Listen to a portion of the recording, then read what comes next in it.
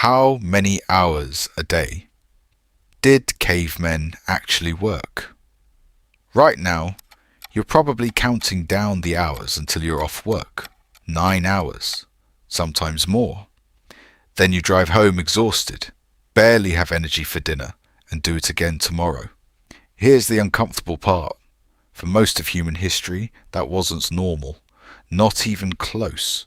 The question is, if ancient humans didn't have jobs, alarm clocks, or Mondays, what did they actually spend their day doing?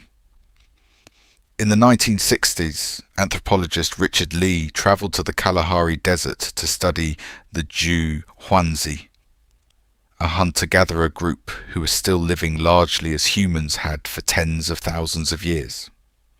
He expected to find people locked in a constant brutal struggle just to survive. What he actually found broke the assumption completely. Lee tracked exactly how many hours people spent finding and preparing food. The number came out to roughly 15 to 20 hours a week, not a day. A week. Think about that. That's less than half of a standard modern work week for the actual task of staying alive. Anthropologist Marshall Salins looked at data like this and coined a phrase that's still debated in anthropology today. The original affluent society. Not affluent because they had more stuff. Affluent because they had more time. Here's the twist, though. That free time wasn't spent doing nothing. Researchers observing hunter-gatherer groups found the remaining hours went toward things that sound almost luxurious by modern standards.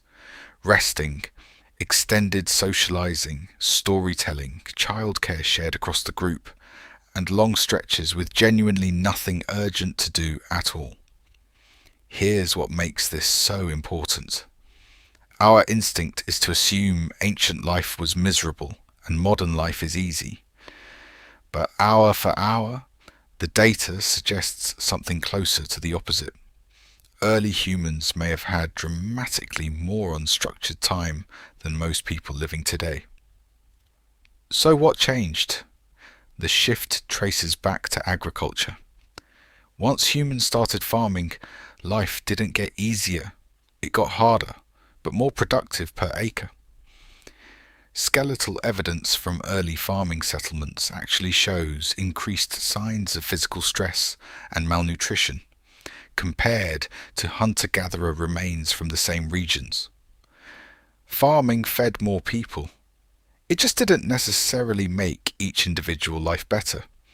And that trade, more output, less personal time, never really reversed. It just kept compounding through industrialization, through office work, all the way to right now. Now, it's worth being honest here. This research isn't uncontested. Some later anthropologists have pointed out that Lee's original numbers may not have fully counted time spent on food processing, tool maintenance, or childcare. The real number might be somewhat higher than 15 to 20 hours.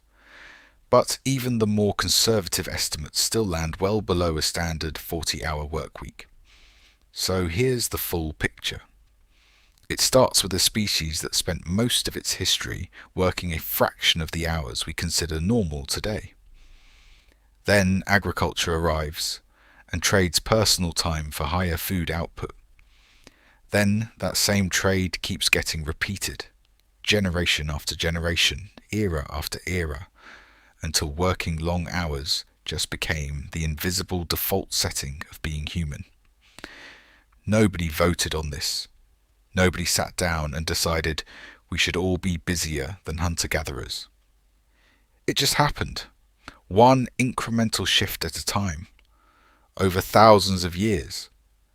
And now here you are, watching the clock, waiting for your shift to end, living a version of work that would have looked genuinely strange to almost every human who ever lived before agriculture existed. Same. Honestly. If someone offered me a 15-hour week and a nap in the shade, I don't think I'd invent farming either. If you want more of these, the weird ancient reasons behind the stuff we do without thinking, stick around. There's a lot more where this came from.